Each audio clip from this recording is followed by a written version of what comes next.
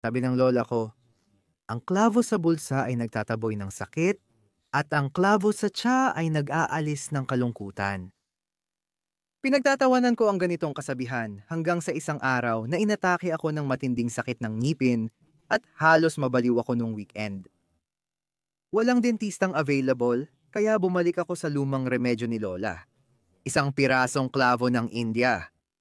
Ang ginhawang naramdaman ko sa ilang minuto ay nagpaisip, ano pa kayang himala ang kaya ng maliit na pampalasang ito? Doon nagsimula ang aking paglalakbay para tuklasin ang mga nakakagulat na benepisyo ng klavo ng India. At ngayon, ibabahagi ko sa inyo ang lahat na katuwa ng aking tupi pat kinahakin mapin isiin mo sa katwas na aking natutunan. Tandaan, matalino ang kalikasan kaya gamitin ito ng may karunungan. Ito ang mantra natin ngayon. Bago ang lahat, unawain muna natin kung ano ang klavo ng India. Ang maliliit na klavo na ginagamit natin sa kusina ay mga tuyong bulaklak talaga ng isang punong kahoy na likas sa Indonesia. Kapag tinignan mong mabuti ang klavo, makikita mo ang hugis ng maliit na bulaklak. Ang pampalasang ito ay naglakbay sa buong mundo sa pamamagitan ng mga rutang pangkalakalan at nagkaroon ng espesyal na lugar sa iba't ibang kultura. Sa China, sa India, sa Afrika at maging dito sa Amerika, naging mahalaga ang klavo hindi lang dahil sa lasa nito kundi pati na rin sa mga benepisyo nito sa kalusugan. Ang sikreto ng klavo ay nasa mga aktibong sangkap nito. Ang pangunahing sangkap nito ay ang eugenol, isang essential oil na bumubuo ng hanggang 70% ng komposisyon ng klavo. Ang eugenol ang nagbibigay ng matapang na amoy na yon. At siya rin ang dahilan ng karamihan sa mga benepisyo na malalaman natin ngayon. At napakarami talagang benepisyo. Simulan natin sa kung paano makakatulong ang klavo sa pag-alis ng sakit. Sino ba ang hindi pa nakarinig ng paglalagay ng klavo sa ngipin kapag masakit ito? Alamin mo na hindi lang ito pamahiin ng lola. Ang eugenol na nasa klavo ay may napatunayang epekto bilang pampamanhid at pampawala ng sakit. Totoong pinapamanhid nito ang bahagi at binabawasan ang pakiramdam ng sakit. Napaka-epektibo nito kaya hanggang ngayon, gumagamit pa rin ng mga dentista ng mga produktong may eugenol sa mga dental na paggamot. Pero tandaan, pansamantalang nakakatulong lang ang klavo.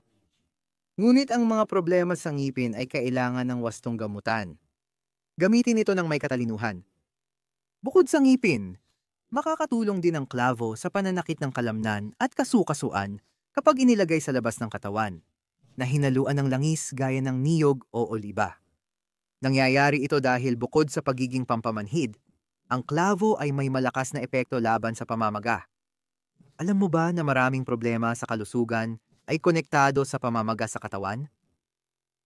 Ang arthritis, pananakit ng kasukasuan, at maging ilang malalang sakit ay dulot ng pamamaga.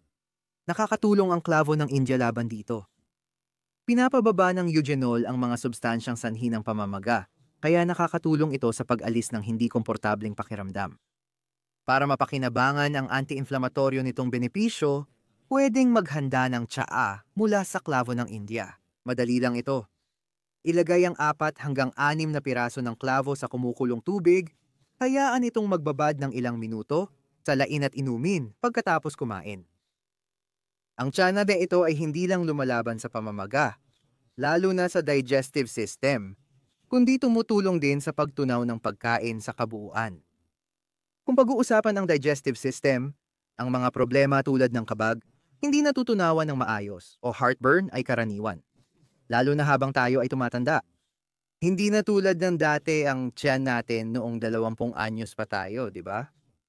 Ginagamit ang clavo de India sa loob ng maraming siglo para mapabuti ang pagtunaw. Pinapagana nito ang produksyon ng mga enzyme sa pagtunaw, tumutulong magpababa ng kabag at maaaring magpakalma ng tiyan. Ang malakas at aromatikong lasa nito ay nakakatulong din para ganahan kang kumain. Nakapakipakinabang para sa mga nahihirapang kumain, pati na rin sa marami sa ating mga mahal na nakatatanda. Pero hindi lang dyan nagtatapos ang mga benepisyo ng klavo. Isa sa mga superpower nito ay ang kakayahang labanan ang iba't ibang uri ng mga microscopic na mananakop. Natural itong parang antibiotic. Napatunayan na ang klavo ay epektibo laban sa mga bakterya na sanhi ng bulok ng ngipin at impeksyon sa balat. Laban sa mga fungus tulad ng sanhi ng mga mycosis at candidiasis, at pati na rin sa ilang uri ng virus at mga intestinal na parasito. Dahil sa ganitong antimikrobyano na aksyon, ginagamit ang TSAA at pagmumog ng klavo para maibsan ang pananakit ng lalamunan, gingivitis at singaw. Ang pagmumog ng pinaglagaan ng klavo ay nakakatulong sa mabahong hininga at kalusugan ng bibig. Isipin mo, isang simpleng pampalasa lang ang nag-aalaga sa iyong bibig, mas maganda pa kaysa sa maraming produktong gawa sa pabrika. Pero tandaan, palaging gamitin ito ng may pag-iingat. Sa malulubhang impeksyon, hindi maaaring palitan ang karaniwang medikal na gamutan. Isa pang kamanghamanghang katangian ng klavo ng India ay ang taglay nitong antioxidant na kapangyarihan. Pero ano nga ba ang mga antioxidant? Ito ang mga sangkap na lumalaban sa kilala. Mga free radical, mga molekula na sumisira sa ating mga selula at nagpapabilis ng pagtanda. Isipin mo ang mga free radical na parang kalawang sa ating katawan, at ang mga antioxidant naman ay parang mga produkto na pumipigil sa pagkalat ng kalawang na ito. Ang klavo ng India ay isa sa mga pampalasa na may pinakamataas na antioxidant. Ibig sabihin, tinutulungan nitong protektahan ang mga selula natin laban sa pinsala at maaaring pabagalin ang pagtanda. Sino bang ayaw manatiling bata ng matagal, di ba? Ang regular na pagdagdag ng klavo sa iyong pagkain, mapapanghimagas man o ulam, ay isang simpleng paraan para mapataas ang iyong proteksyon laban sa oxidative stress. Kahit isang kurot ng giniling na klavo sa iyong almusal o tsaa ay may benepisyo na. Ngayon na alam mo na ang maraming benepisyo ng klavo ng India, siguro nagtatanong ka na, paano ko pa magagamit ang pampalasang ito sa araw-araw ko? Mas madali ito kaysa sa inaakala mo. Bukod sa tsaa na nabanggit ko, may 4 hanggang 6 na pirasong klavo. Sa kumukulong tubig, maaari kang gumawa ng diluted na langis ng klavo para sa panlabas na gamit. Kung makakabili ka ng essential oil ng klavo sa mga espesyal na tindahan, paghaluin ang 10 patak nito sa 2 kutsara ng langis ng niyog o olive oil.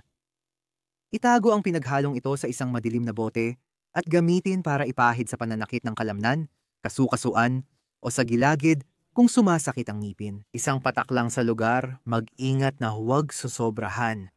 Sa kusina, walang katapusang posibilidad. Maaari kang magdagdag ng isang buong klavo o klavo na pulbos sa iba't ibang mga resipe. Ang ginataang bigas ay masarap at may lutong bahay na lasa gaya ng kay Lola. Sa mga inihaw na karne, nagbibigay ang klavo ng espesyal na lasa at nakakatulong pa sa pagpapanatili ng pagkain.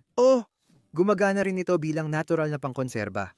Sa beans, sa iba't ibang tsetsaa, sa mga cake at cookies. Subukan at alamin kung paano kayang baguhin ng klavo ang iyong mga recipe. Sa kabila ng mga benepisyong ito, dapat nating gamitin ang kalikasan ng may karunungan, tulad ng pangako ko noong simula. Kaya mahalagang malaman kung kailan hindi inire-rekomenda ang klavo ng India.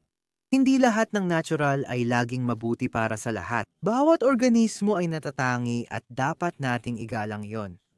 Napakalakas at maaaring nakakalaso ng langis ng klavo para sa mga bata, lalo na sa sanggol. Huwag itong ibigay sa kanila. Bilang pag-iingat, ang mga buntis o nagpapasuso ay dapat ding iwasan ang paggamit ng klavo bilang gamot sa malalaking dami kahit na ang katamtamang paggamit nito sa pagluluto ay ligtas. Isang pagpapa-opera ay silingang mag-ingat. Maaaring maapektuhan ng klavo ang pamumuo ng dugo. Ibig sabihin nito, dapat mong itigil ang paggamit ng mga suplemento o malaking dami ng klavo ng hindi bababa sa 2 linggo bago ang anumang surgical na procedure. Sa parehong dahilan, ang mga taong umiinom ng mga anticoagulant o gamot na pampalabnaw ng dugo tulad ng warfarin o aspirin ay dapat kumonsulta muna sa kanilang doktor bago gumamit ng klavo bilang gamot. Ang mga taong may diabetes ay kailangan ding mag-ingat dahil maaaring pababain ng klavo ang asukal sa dugo. Kung umiinom ka ng gamot para sa diabetes, bantayan mo ang iyong blood sugar kapag regular kang kumakain ng klavo. Ang sobrang pagbaba ng asukal sa dugo ay maaaring maging delikado. Gamitin ito ng matalino. Tandaan ang ating mantra. At dito nagtatapos ang ating usapan tungkol sa munting kayamanang ito na tinatawag na klavo ng India. Nakakamangha na kahit maliit na bagay ay nakakapagbigay ng maraming benepisyo, hindi ba? Maraming solusyon ang iniaalok sa atin ng kalikasan para sa ating mga problema sa kalusugan. Ang sikreto ay ang malaman, igalang, at gamitin ito ng may kamalayan. Ang mga regalong ito, parang yung karunungan ng mga ninuno na ipinapasa mula henerasyon sa henerasyon. Pero ngayon, mayroon na tayong agham para kumpirmahin ang marami sa mga alam na nila noon pa man. Sana nakatulong sa iyo ang video na ito. Kung nagustuhan mo, huwag kalimutang mag-like, ibahagi ito sa iba, at mag-subscribe sa channel para sa mas marami pang ganitong nilalaman. At sa huling pagkakataon ang ating mantra ngayong araw, gamitin ng may karunungan. Hanggang sa susunod na video, mag-ingat ka palagi.